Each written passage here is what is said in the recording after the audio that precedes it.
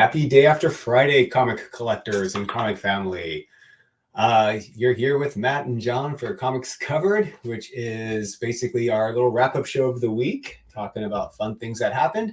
But this week, I think we're doing something a little bit different. We're going to actually do a 5-year reflective, as well as talk about some trends. Isn't that right, Matt?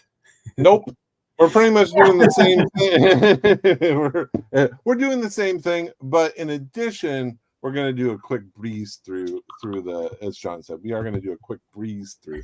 We're not going to read it extensively like we usually do, but we're just going to fly through it and just kind of talk about some of the top trends and just kind of like the overall concepts behind it.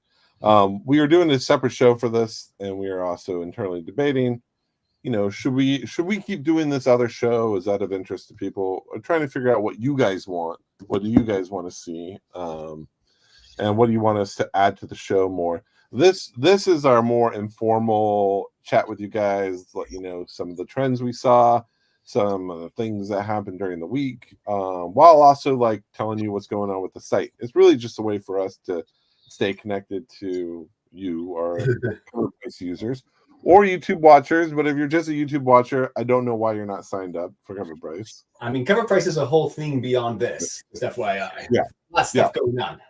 So please join, please sign up, try it out. I'm sure you'll like it. And if you don't, let us know why, and we'll gladly accept that as well. Matt, but you need to use the site. Matt cries when he hears negative stuff, and it's really fun. No, it's super helpful. I can't tell you when we hear negative stuff, we stop, we reflect, and we have internal conversations. What truth is there? What's a misunderstanding on the user's part, right? And then how do we better convey the message that we're trying, how do we better show off or counterbalance whatever the confusion is? How do we fix that? So there's always good conversations of how to improve the site, which is something is our hyper focus. It's something that we do every day, all day, every week. Is just these little constant updates or big updates. We do a lot of big updates. Yeah, not to mention with the closing of the year, us now in November, we got some fun updates coming by the end of the year that I think is going to knock your socks off a little bit. I mean, huge stuff. I don't even want to get into it just because I don't want to. Have you ever had your socks knocked off before? Like literally? Yeah. One time I was on a motorcycle and in Alaska, I fell into a ditch going down a hill, literally hit the handlebars with my feet, and my shoes and socks flew off. So there you go. It happens. So expect something violent to happen to you when we make this site up change. Yeah. Hopefully you're riding a motorcycle at the time. Wow. Yeah. That's going to be dramatic. Matt, how was your Halloween, by the way? I saw your costume. It was awesome, dude. You did the whole Stranger Things thing. You didn't even look like you. You look so different. I didn't recognize. Yeah, I had a wig and a mustache on, and Matt with hair and a mustache is a different human being. I've known you my entire life, and I was like, who's that in the photo with Matt's wife and kids? So Hopper is a hard person to get done. Like I didn't wear the sheriff, which would have been clear, but I did like the whole basically date night Hopper from when he was waiting for Joyce, and that I got a lot of John Goodman. And I got a lot of Magnum PI, fist bumps for being Magnum PI. Do you have a photo of it? I can't find it. I'm not going to put it up for general population. It's pretty good. It's pretty good. I was an old fuddy-duddy and just handed out candy in regular human clothes, but not no, my mustache was not nearly as big as Lando's last night. Yeah, that was a great costume. Dude. Yeah, Gabe's here. Hey, Gabe, that was a great costume too. Hey, everybody really brought their A game. Gabe, you're welcome to come on in. The links there for you. Feel free to join us. But yeah, it's so was it a good read for that retrospective? If you guys are on the fence about the show, your time is valuable, and it's the one that you don't usually watch. Yeah, and to John's point, sometimes it feels a little down, right? It's good. It's a little sad to see things down, but that's one of the fun parts of it to me is that one thing to remember is that the top 10 is a reflection on the hottest thing of the market, whatever the time frame it hit. So like there's always FOMO, there's always a big push and those prices go crazy. So a year or two later, it's not uncommon to see them those microclimate books to be down. Now the one that we're going to go over tonight in just a little bit is a 5-year reflective. And my whole point that I'm sure you've heard me say that there's no patience in this in comics anymore. A little bit of time and a little bit of patience definitely helps a lot of books retain some of that value or even see an increase. So we'll just briefly go through that tonight. Real quick, I like that Gabe clarified that it's bath time, but for his kids, because I was going to say like that. What goes on? In your house? For the kids. I was like, not me for the kids. I was going to say throw it on, but no, do not throw it. Do not. No. Yeah. Oh, by the way, so tonight we are giving away a fun book. Matt, do you want to tell everybody what it is? More New York Comic Con spillover. Literally, the books that people gave us at New York Comic Con, we're giving them back to you guys. So this was Bird City's exclusive, of course, and Laura is the host of our Top 10 and Shaker Show. So it's a nice double whammy to also support them and also give you guys a book. This is a foil edition of the original Teen Titans 1 with classic George Perez art. I don't know if there's many George Perez foils out there. But here you go. So this is a nice $40-$50 book in the aftermarket. So I think you guys will enjoy that. Yeah, that's pretty cool. So we'll put up the link at the end when you could enter, and we'll give it away on the. I don't know if you noticed, but a lot of celebrities were dressing up as Starfire for like a lot of female celebrities were dressing up as Starfire for. Really? Yeah, and at New York Comic Con I saw a ton of Starfires. Starfire is a good one. I remember Dazzler was pretty hot for a second there with Taylor Swift and stuff, but sure. Yeah. New segment. Bath time with Gabe. Remember that Mike Myers thing where it's like, "Hi, my name is Simon, and I like to do drawings," and he's in his bathtub. No one's doing this. Keeping comics clean since the 90s. Yeah. I mean, no one's doing it. Everyone needs something, right? Like that is a good. Megan Thee Stallion. Yes, that's where I saw JD. Yeah, exactly. So maybe I extended that out to a lot of celebrities. So, yeah, it was probably just Megan Thee Stallion. Yeah, Matt just equates it to everybody. Not everyone. I mean, you stop at Megan Thee Stallion. Yeah. I'm gonna look it up real quick. So, I wish I had like a cool nickname built into my name. What would we call you? I don't know. I don't even think we're going to go there now that I said it. Yeah, everyone listening, what would a good? No, let's not do this. I don't think this will go well. All right. So let's jump into the. I was gonna show Megan Thee Stallion. Oh, sure, go for it. Yeah, sure. Give me a second. You use my Maddie the horse. I don't know if I like that. I see it. Here we go. Megan Thee Stallion. I mean, she leaned into it. I mean, like we were talking about on our Shaker list from a couple weeks ago, but Ariana Grande is like a huge comic book fan. And like these little things that you don't realize, how closeted our the comic culture was for so long, and now I feel like it's always been accepted in terms of content. It's the number one form of content, the only thing keeping films alive. But now I feel like there's some little spillover into more larger social acceptance. So you're welcome, nerds, for all the work that we put into. Yeah, we'll take credit for all. She's a comic fan. Wait, and she listens to this show. Right, and she listens to the show. Yeah, Megan, if you're there. Right. Maddie the horse Gambino. Yeah. Gabe's entry point. Hey, what comics did you pick up this week? Right. Oh yeah, Mafia. Matty the Horse can be in it. I mean, who knows? If I join the Mafia, I'll use it. Nerds. Yeah, Revenge of the Nerds. When was the last time you watched Revenge of the Nerds? Not often enough, to be honest. It's a good one. All right. So our main page, I like to start with just our top 10. Kind of reflect on the trends. Clearly, we have Absolute Wonder Woman and Batman trending, and I have not read Absolute Wonder Woman, but people said it's fantastic. Yeah, that's what you were saying. So apparently, she's not on Paradise Island. She's traded and is grows up in hell in Hades. Yeah. No, supposedly, like they did a little twist where she's actually there was some sort of trade, I guess, and she's. But I just processed your. But yeah, so yeah, that's the story. I have not read it either, so full disclosure, but it does look awesome. It does look absolute. Yeah. I mean, if it's anything like the Absolute Batman, like if that's the direction, like that's the bar, man, it's fantastic. Pick it up. All right.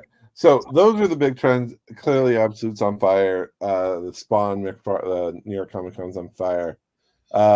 This Magic the Gathering Wolverine is still on fire. Although I heard it was also given out at another Magic convention.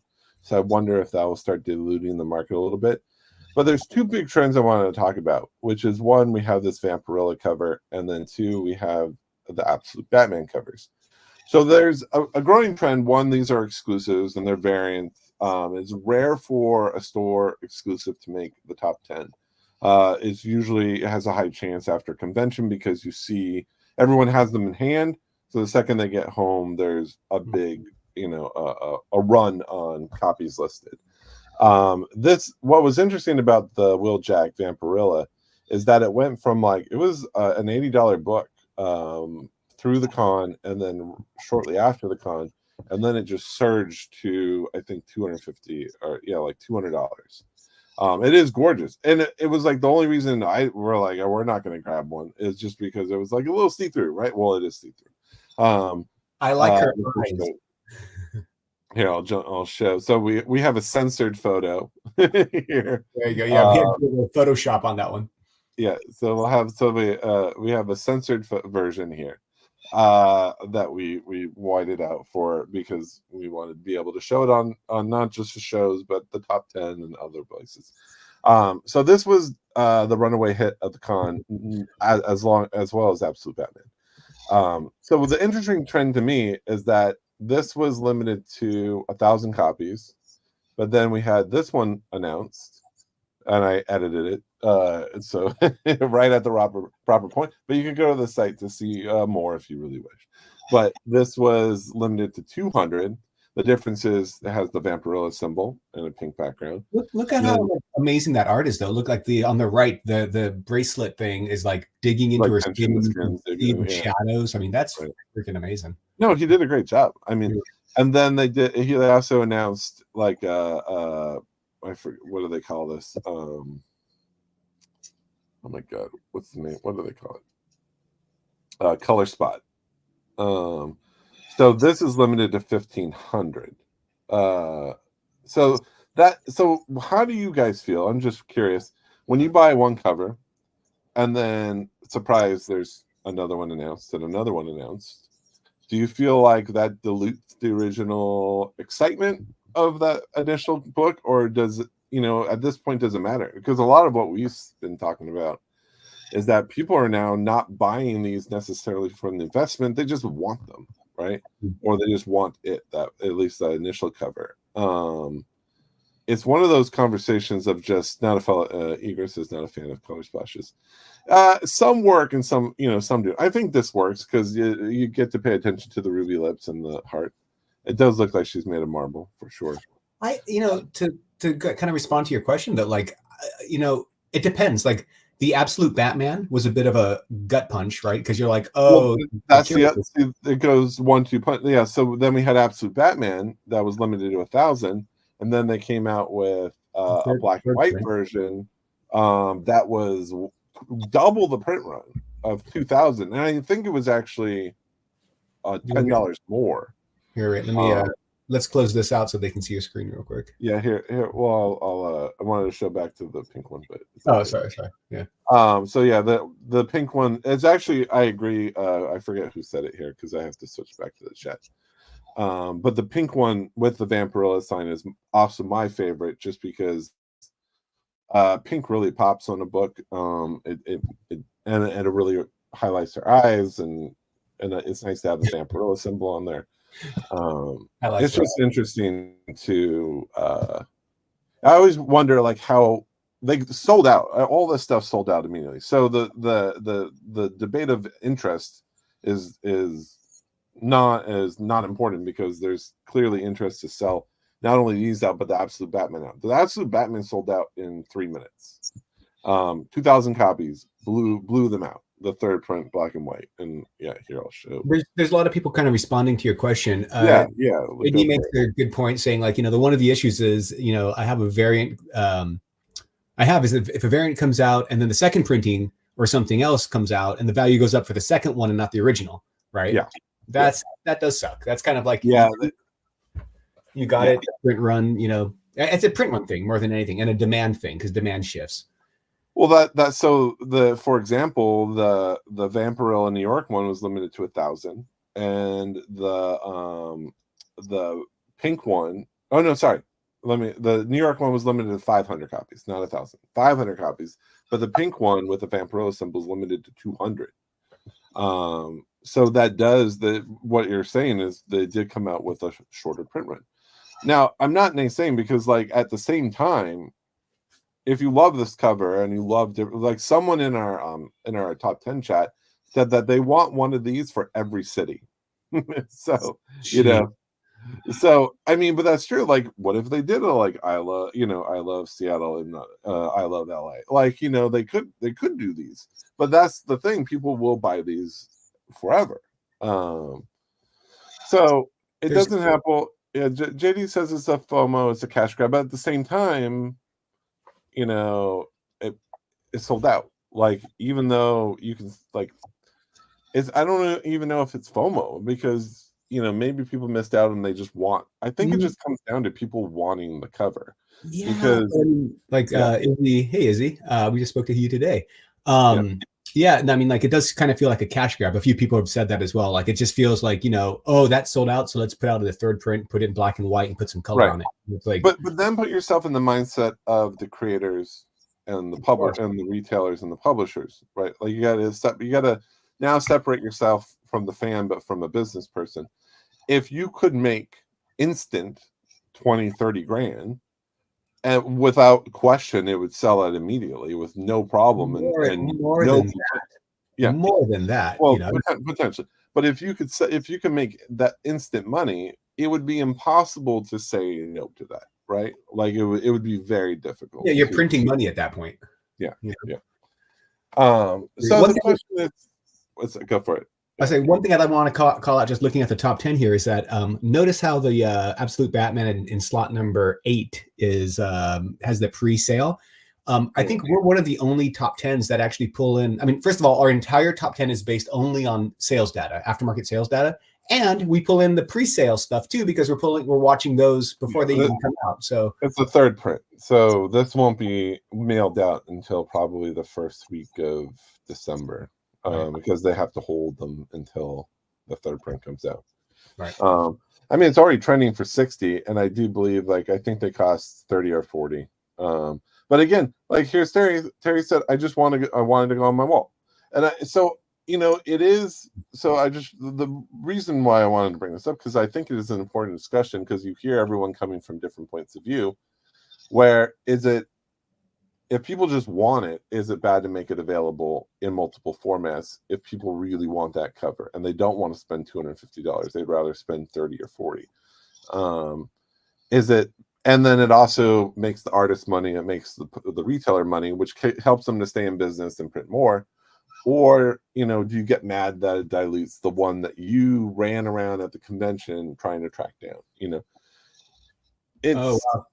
Yeah. Sorry, Gabe just pointed out that there was never a second print because they missed the cutoff date. Oh yeah, I heard that. Yeah. Retailers are cashing out while it's hot. They're not concerned with the secondary. I mean, it's true, although it's not completely true. The secondary market helps put them on the map a little bit. For example, if the Vampirilla if this Vampirilla didn't get hot in the aftermarket, it would have never made the top 10. And it may have not, if it wasn't so visible, it may have not sold out that 1500 print run, color scale one. So the question is, it aftermarket values absolutely help move books, and also it gives if you spend any time at a convention, if there is a retailer that's consistently offering books that have good aftermarket performers, those booths are always first ones that everyone hits, like almost consistently. And they sell out usually their books faster than most because of that reason, because they have high. Also, keeping in mind, it's not like you don't just make a variant and then make money. It has to be hot. Like, look at the 655 comics that came out, the exclusives that came out at New York Comic Con. Yeah. Only a handful had fire like this. You know what I mean? So it's like, it's not guaranteed. So I guess if I was a business and you put something out and everyone's like going to it, the first thing you do is like, well, of course, let's put out something else and make more money. I get that perspective. Yeah. So it's just it's kind of a conversation that was popping up around the top 10 this week. And then there was frustrations. It's so interesting because you get this wave of frustrations and anger when there's a new one, and then you get this like relief and excitement by people that are able to get it. And it's like they clearly sold out. So it's like, there's a whole mixture of people still buying these. And it just makes me wonder, like, what is the real temperament here? Or does the general market doesn't care? If no one has any skin in the game, they probably don't care. Probably the only ones getting mad are the ones that bought it for $100 or $200 in the aftermarket, right?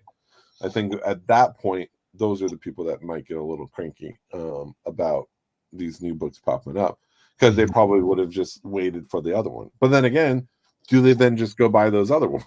It's kind of nice to have a set. You kind of swung me over, because like JD's saying in the chat, like, say you want that first print, but retailers buy it up, other collectors buy it up, and you just can't. The absolute Batman, I really wanted one, I couldn't get one, and I was there. It's like I couldn't find one. Right. So the third print, I guess, third print, makes it accessible, and that's kind of cool. So the one thing I will say about if I would have bought the I Love New York one, I might have skipped this one. Maybe. I do like it, but I would have absolutely still bought this one. The pink pop, the Sailor Moon foil. Remember that one? Yeah, the little pink one. I mean, I for some reason pink covers just pop. They look so good. It's Matt's favorite color. I don't dislike the color pink. What's wrong with liking the color pink, John? I think that's more of a magenta, Matt, is what I'm saying. One second. I'm trying to my cat is crying up a storm here. He's trapped in the room, and he's just sitting by me meowing. So anyways, that was kind of the big conversations of both Vampirilla and Absolute Batman, because you see it happening a lot. I do wish that publishers would be like, hey, we plan to do these extra 2 covers, but then again, at the same time, they want them to sell out, right? That's the whole point. It's one of those. It's a very difficult thing to navigate, because you have such wide emotions on it. But it's something to stop and think about, and it's also important to put yourself in the position of everyone involved in that.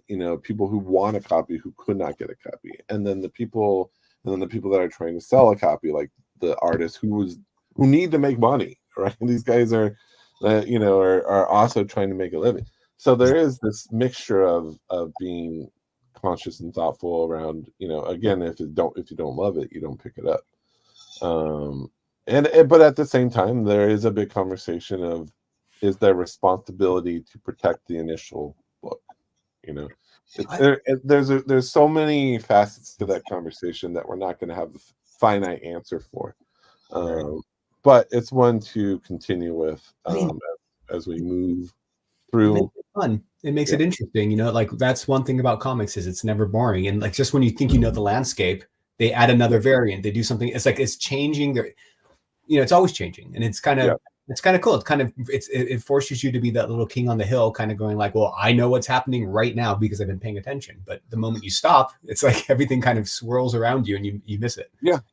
Yeah, I mean and I'm a big variant fan, and I will say that I would not be sad to have all three. Do I have a preference, like with the Rogue cover that Trinity offered?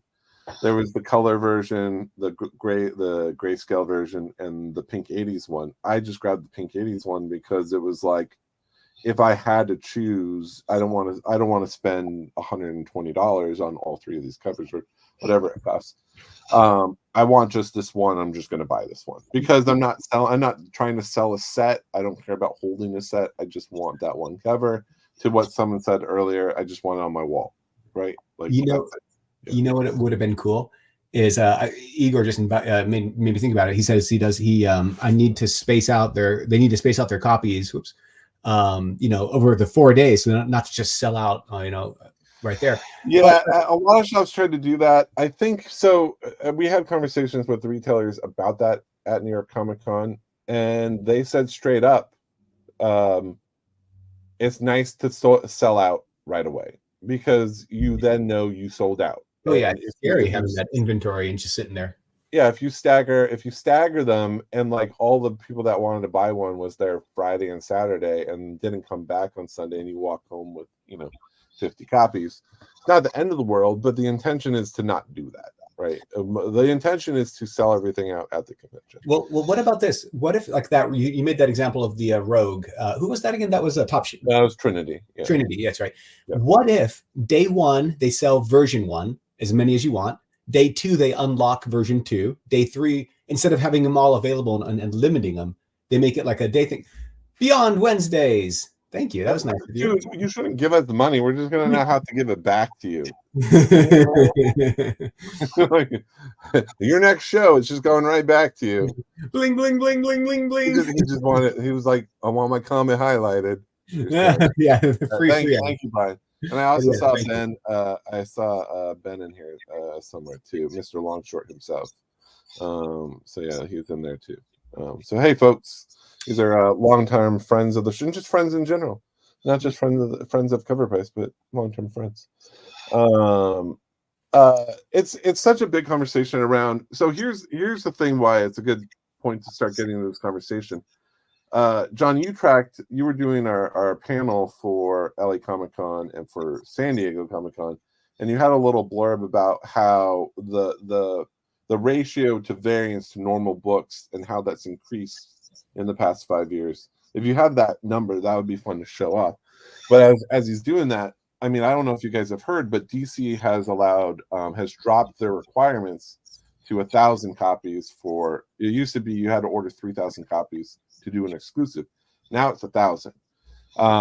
What that means is everyone's excited because there's going to be a ton of exclusives now for DC. Marvel is definitely keeping an eye on that. So I wouldn't be surprised if they drop theirs too, because. So the point is, there's going to be a surge of variants, even more than we've ever seen. New York Comic Con was the highest amount of comic exclusives at any convention, at any comic convention ever. It was over 650, well over 650. I forget what the official number we ended on. It was like 680 or something like that. It was absolutely nuts. When back in the day, if you went to a convention in San Diego, let's say in 2010, I think there were maybe about 50 to maybe 50 to 100. If 100 would have been crazy, but it was probably, every publisher would bring 2 or 3. And back then there was probably like 15 publishers or so. So it's probably like 100 exclusives. So the fact we're in this hyper variant market is only going to get crazier. So it's important to have these discussions now, because if it's something that you speak with your wallet, right? If people are done buying covers, you know. But then that's the part when you should buy. If everyone starts not buying things, is one of our points that we make on with subsequent printings. The time to jump into a subsequent printing is when everyone's done with them and no one's picking them up because you're getting these ultra low print runs. I can't tell if my screen's being shown or not. Do you see that? Yes. So yeah, you want to go over the stat? It's actually super interesting. So one thing we talked about, and we could go ad nauseum if you guys want us to keep going. Yeah. We literally wrote a whole thing on it.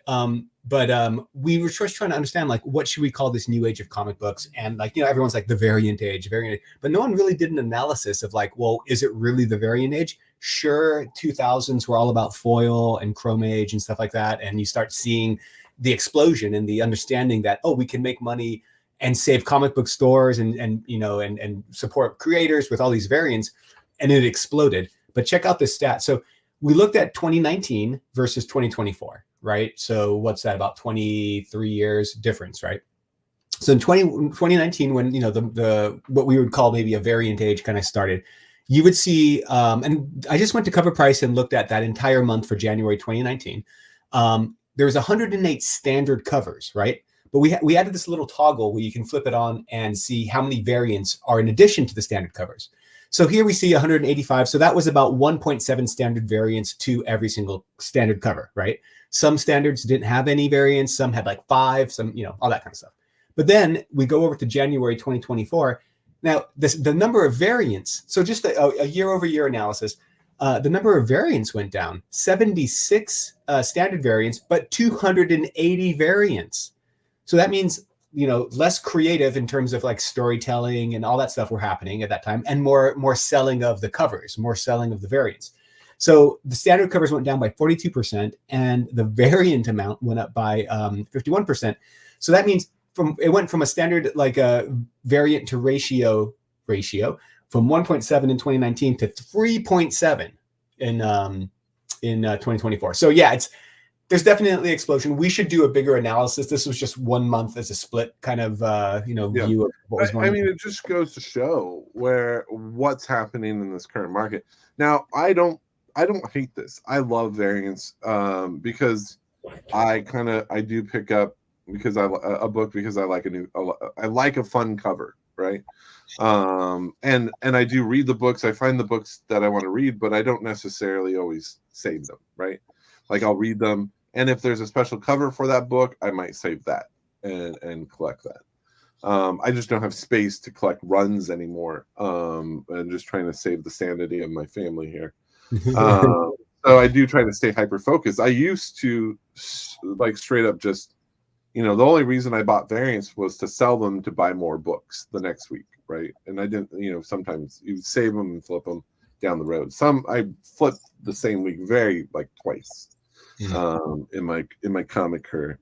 But that was the intention to buying a variant, was to one day sell them for higher and then pay for more books to read.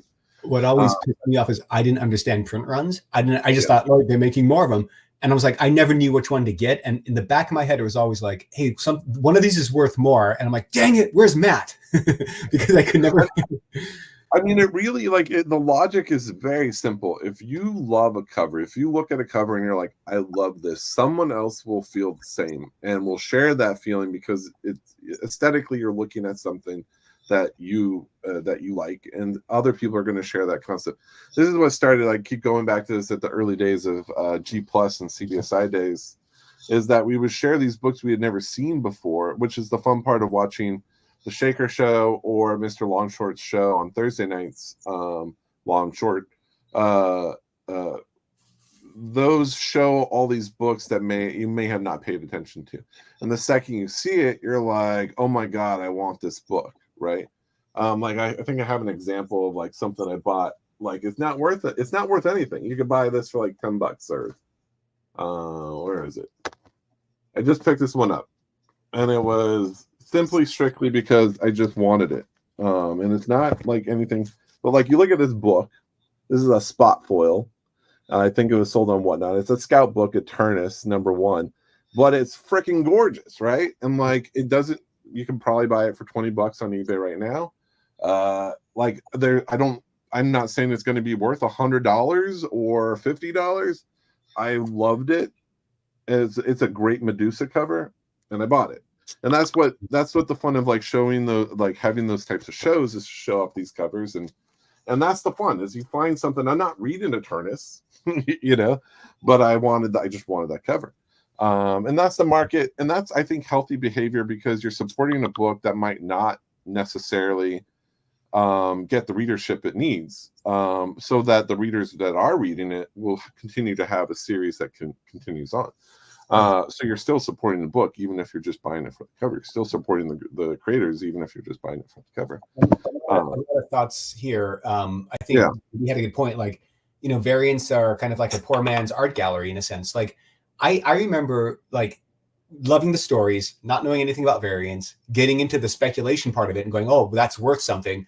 Then just buying because of covers, not reading the comics for like a year or two, and then just getting back into reading comics now but I don't read the books anymore. I read the trades, because it's like the only way. So it's really fun. And now you're just trying to pump that book, man. That's right. Everyone go buy it. So the one copy that I have, I will never sell, but it'll be worth more because everyone paid for it. Yeah. You do not have to buy that book, but I like that book.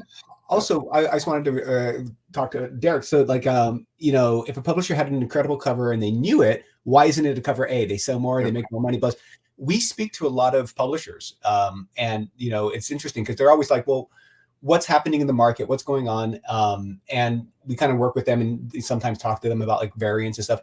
But everyone's still trying to figure it out. Like, I don't think there's a formula, and I don't think anyone really has a plan. They're just like, what should we do with this? And I think they experiment, and sometimes the more aesthetically pleasing cover becomes a variant to make it even in more demand, because they're trying to drive interest to the standard cover by just having people talk about it. You know what I mean? Well, there's also like, why isn't the cover for cover A? Well,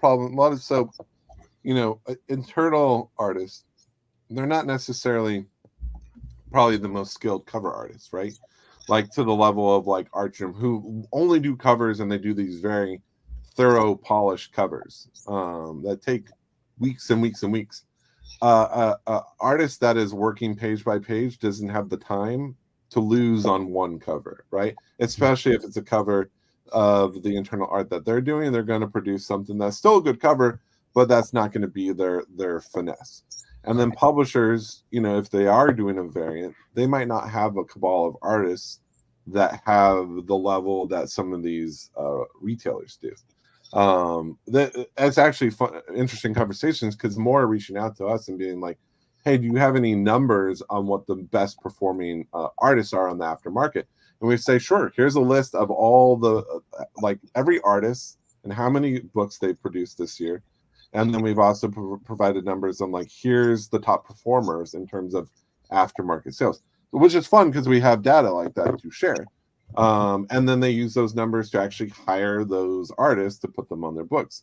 It's something that slowly retailers are starting to be like, oh, we should actually put these covers as our ABC cover.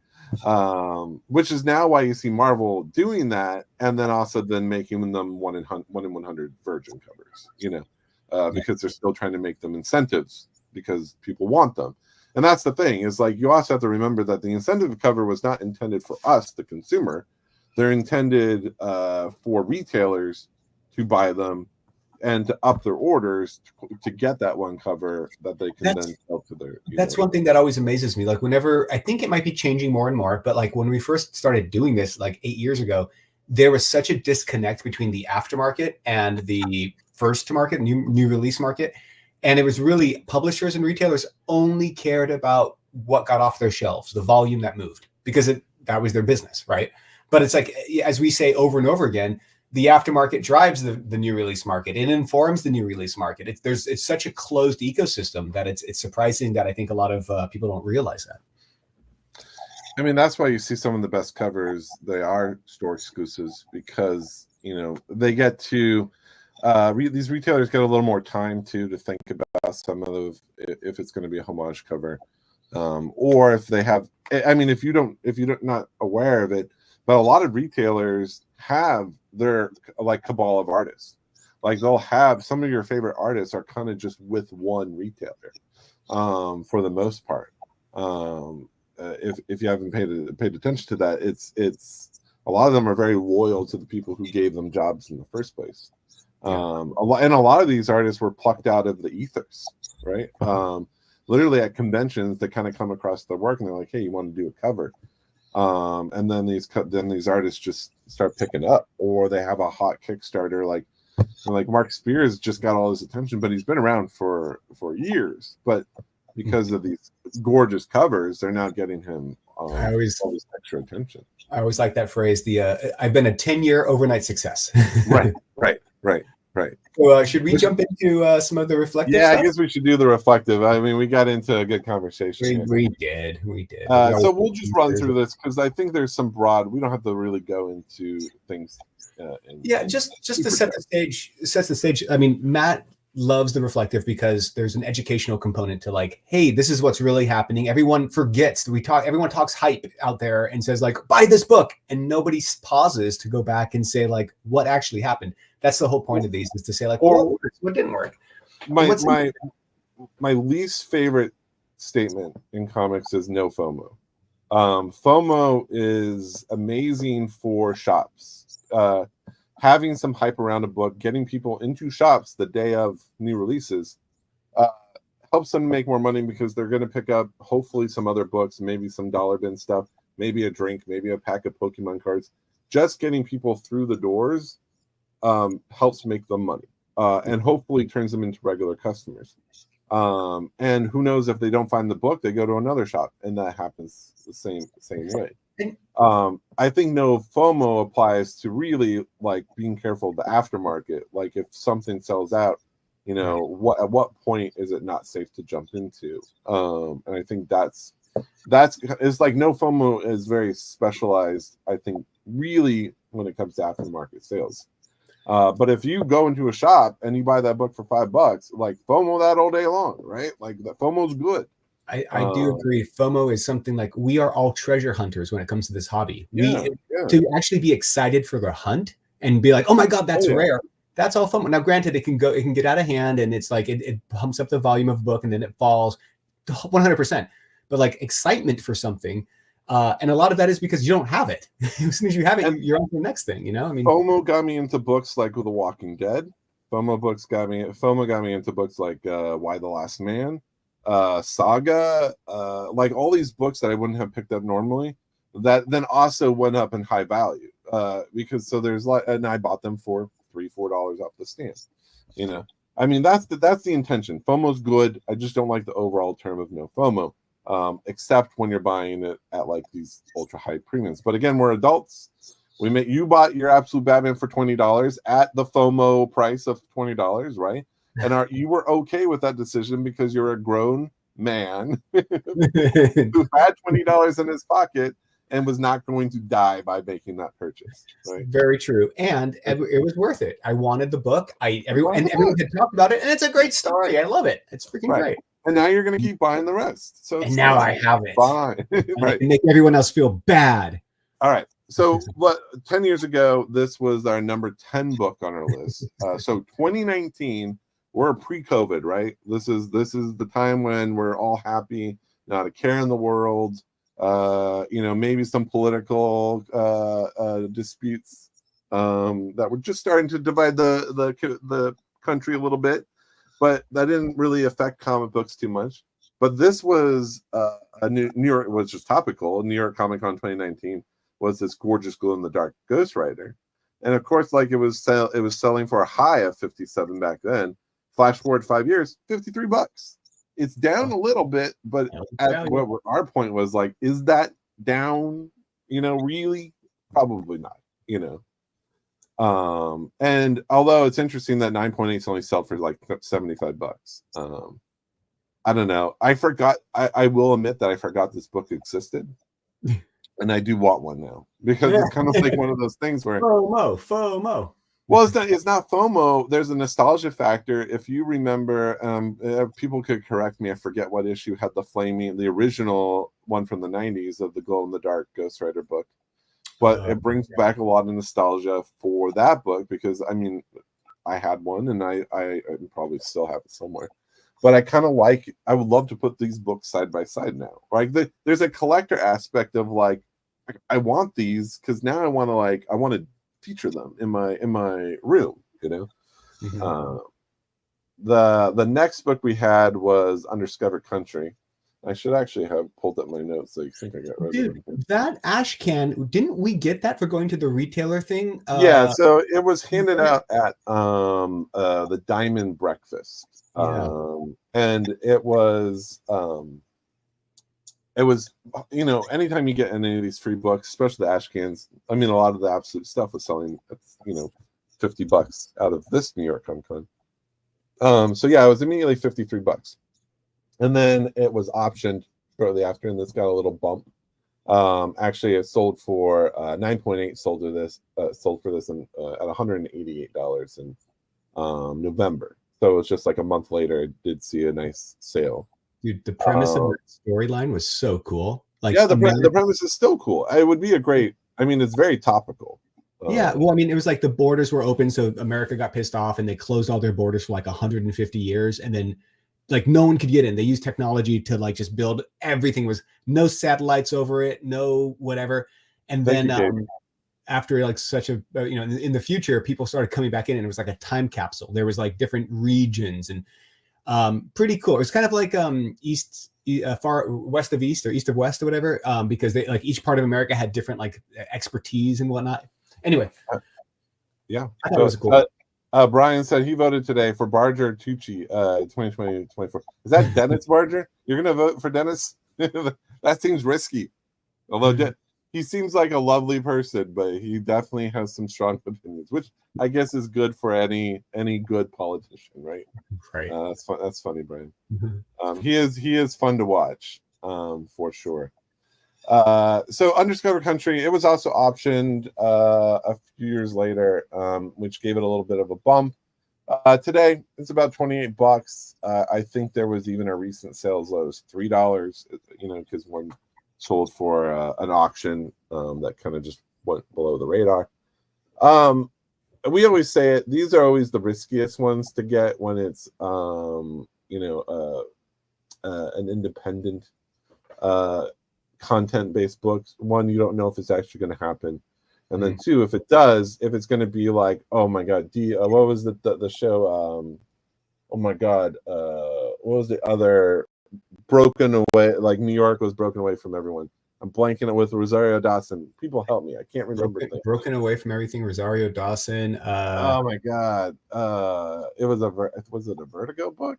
No, I think so. Oh my god, I can't remember. DMZ, thank you. Woo, thank you. Oh my god, DMZ.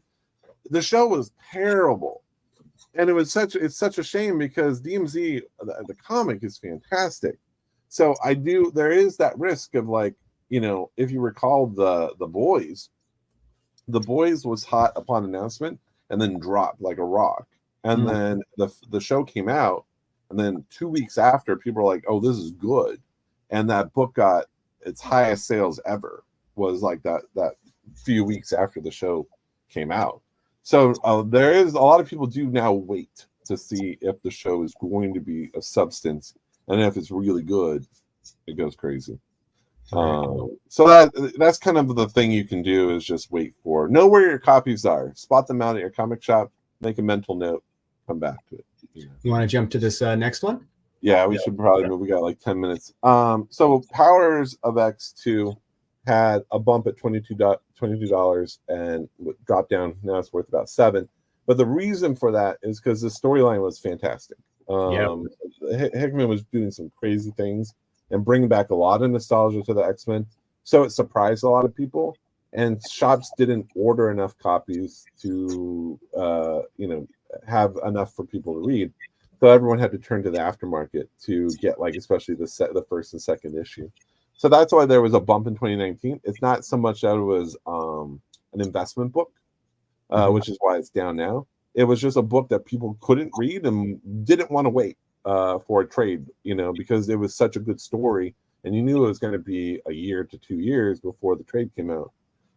So at sometimes you have to go to the aftermarket to pay these higher amounts if you just want to read them, right? Right. Or if you want it for a run, or you're a collector, sometimes you just have to do it. Such a And good that's what story. happened here. Such a fun story. I And loved can we it. say the word gold balls? So that was the character that was introduced in this series, gold balls. How did Spawn 301 do 5 years? I mean, anytime you have a Spawn book, it's always interesting. So this was the Virgin variant. It was Spawn books are always a hit. It was hitting $40 in 2019. Now you can find it for $8. This is uncommon for a Spawn book, but at the same time, this was sold in shops. It wasn't a retail. It wasn't an exclusive.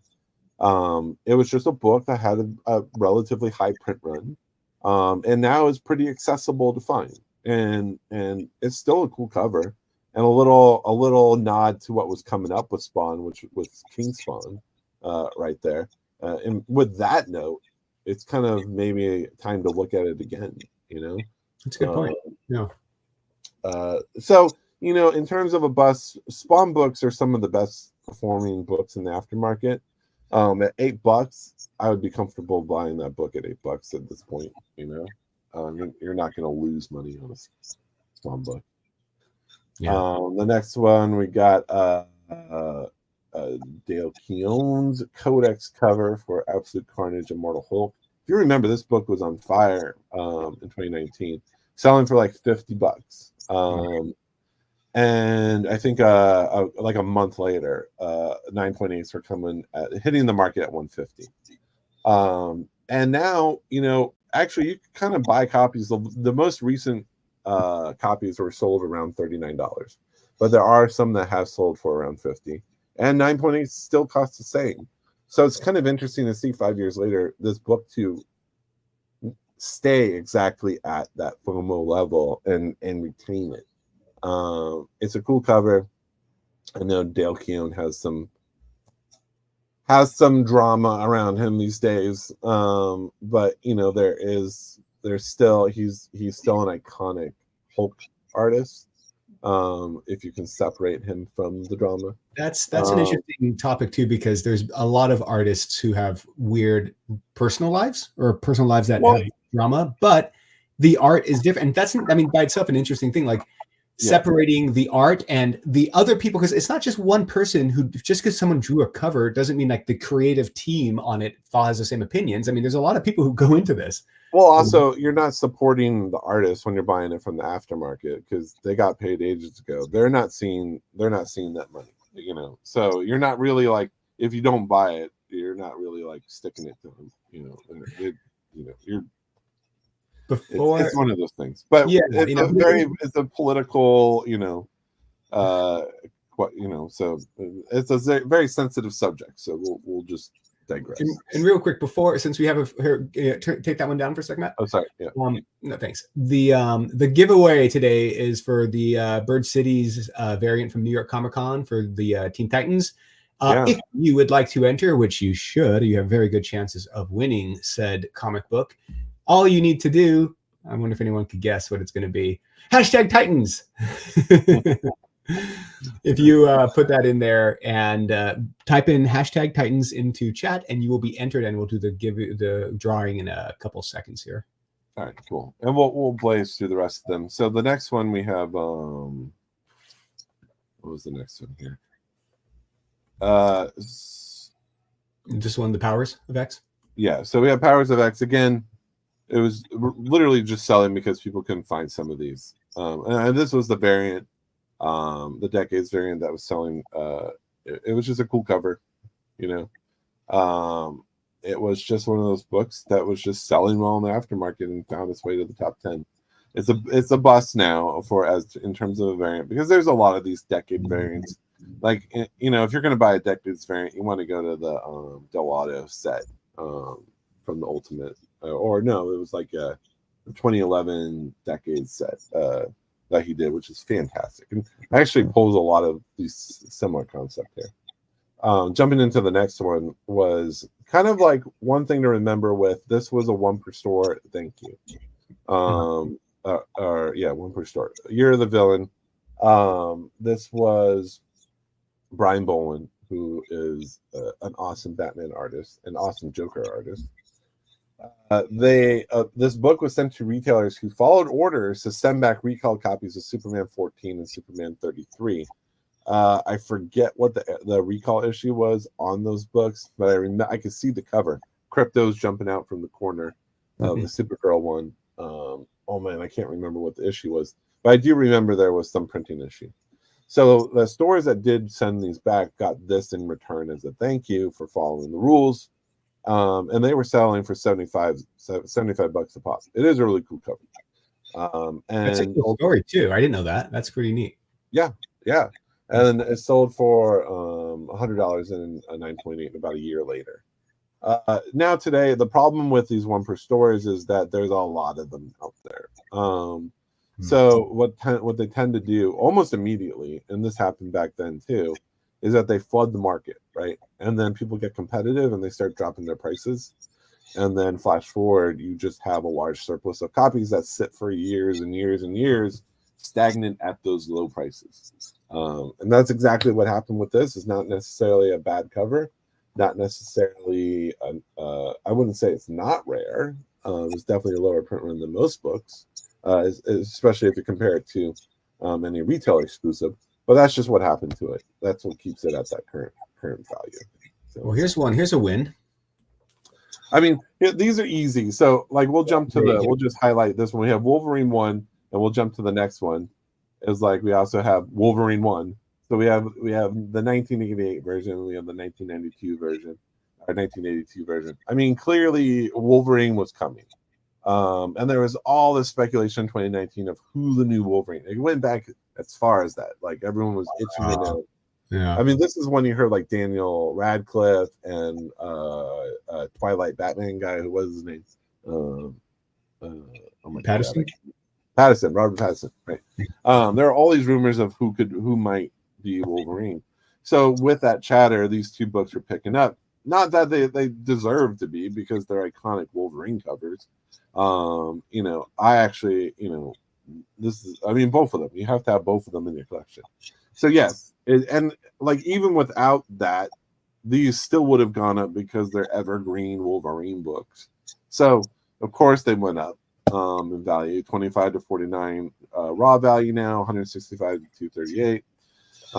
You have 45 to 118 raw, 225 to 531.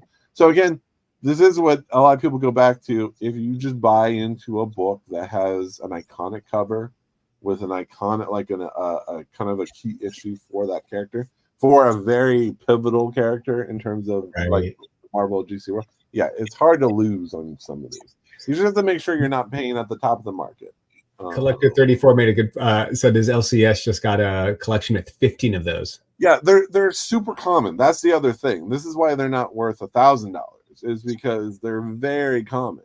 You can find, like, you can go into any shop and find one, but that's the thing, they sell constantly.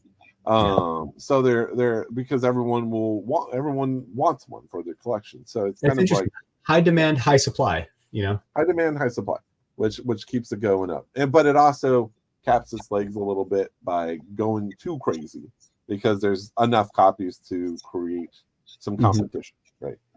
And then our last book. Oh, I'm sorry. We had this is back when all that Hellstrom and Midnight Sun stuff started taking off. This book popped up on our top 10. I don't know what, another 5 or 10 times. I felt like it was always popping up every now and then. The variants of this one were so confusing to get right for the site, because there's like the cover, and there's the newsstand, the Australian price, and then we have this one. Yeah. But if you're a Midnight Suns fan, also their first appearance was a little confusing. I can't remember. There was another issue where they first appeared in like a dream sequence. I don't think that this is this issue. It was in an earlier issue, I believe. But everyone was going for this one, $26 raw. I mean, this was $1 book every day, all day long. Right. So to me, this fact that it's, again, a book that's in high supply. So the fact that it's selling for $14 today is still very good to me. $14 for this book is a very solid price.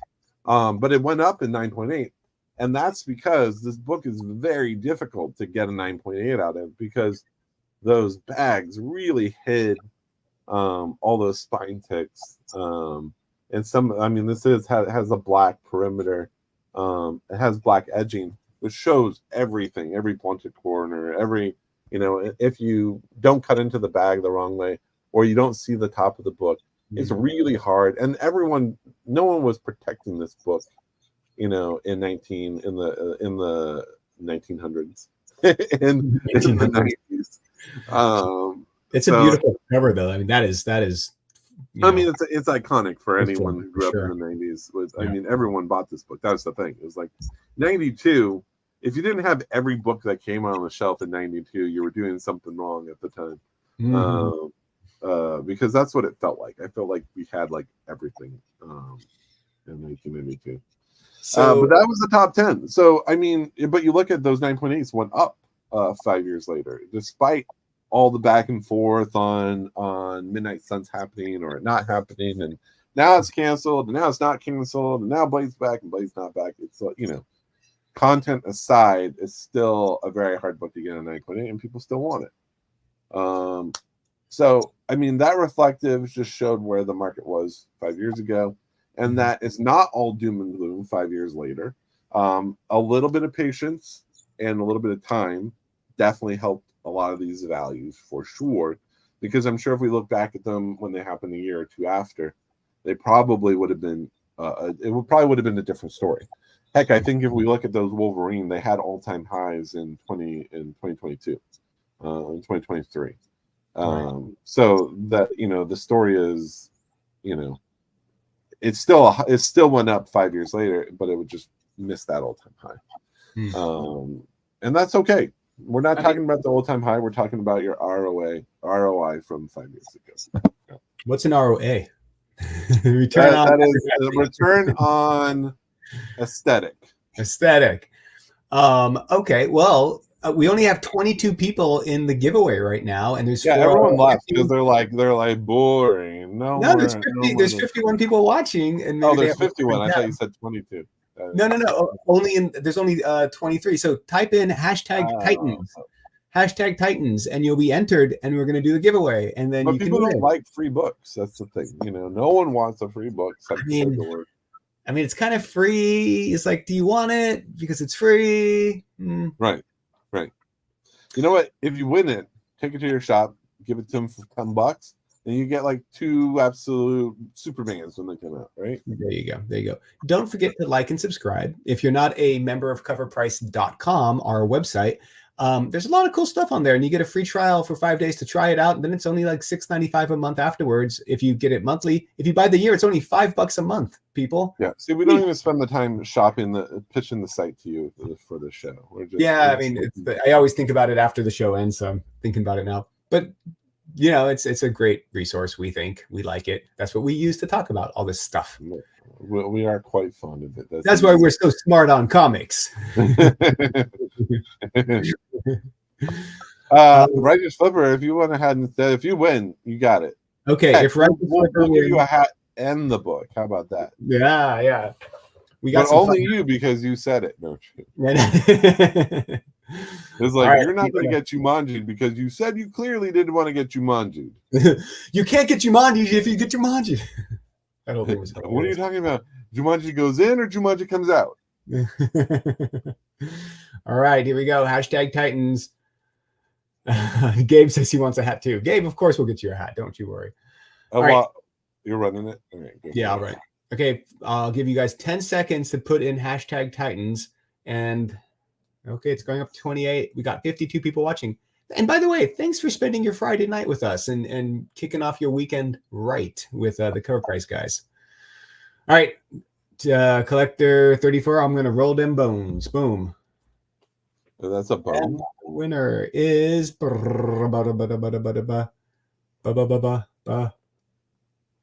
Hey, Christopher H. I don't think you've won before. Congratulations, Mr. Christopher H.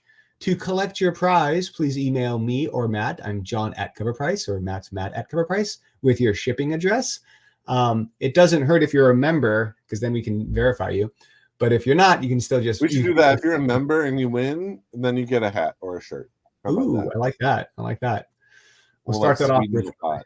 Christopher H. But Christopher, are you still here? If you are, say yes.